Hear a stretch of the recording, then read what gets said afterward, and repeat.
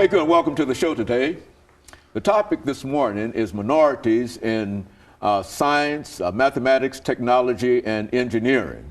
And I think the proper name is minorities in STEM, STEM. Is that right? And of course, we have with us our esteemed guest, the Dean of the College of Engineering and Technology and Computer Science at Tennessee State University, Dr. Hargrove. And let me welcome you to the show this morning, Dr. Hargrove, and tell you how delighted we are to have you, and to give you an opportunity to tell our audience about who you are, some information about your background, your education, and some of the experiences that you had that eventually led you to the Dean of the College of Engineering, Technology, and Computer Science at Tennessee State University. And then we'll talk about the issue today, and that is the lack of minorities in some of these major areas dealing with the kind of things that you do in the College of Engineering. And then we'll get on into some other topics. Absolutely. Well, first of all, thank you for the invitation to be here. I've always admired you, Dr. Haney. As you can recall, I remember sitting in both of your history classes when I was a student at Tennessee State University. So thank you for this invitation and an opportunity to talk about the profession and this campaign of STEM education that is happening across the country. But first of all, as you requested, a little bit about myself. I'm from Memphis, Tennessee, and at that time, I was trying to think about, what college I was interested in. And so there were a number of good colleges around the country.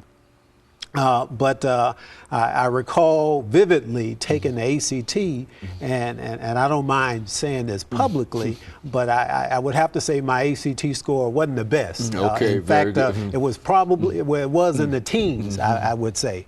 But nevertheless, I looked around at some good schools, and I was accepted by Tennessee State University.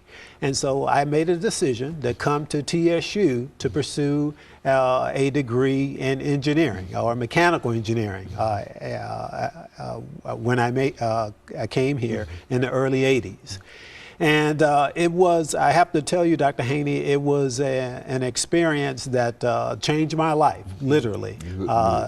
When I think of TSU and its ongoing mission to literally transform students unequivocally.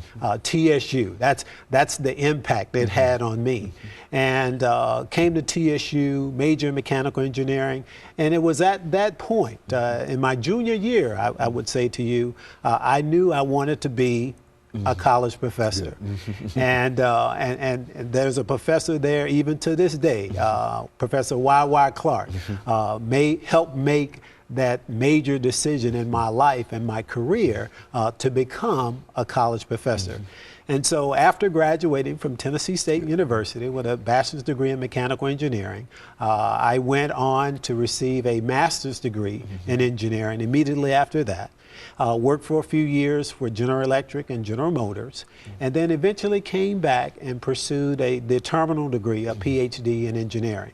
After that, I taught several years at Tuskegee University in Tuskegee, Alabama, another fine institution as well, as you well know.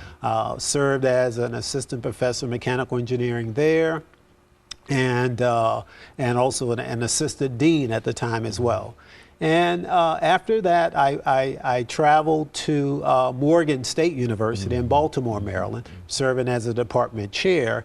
And then during that time, I did take a sabbatical, and I was very fortunate enough to become a Harvard fellow.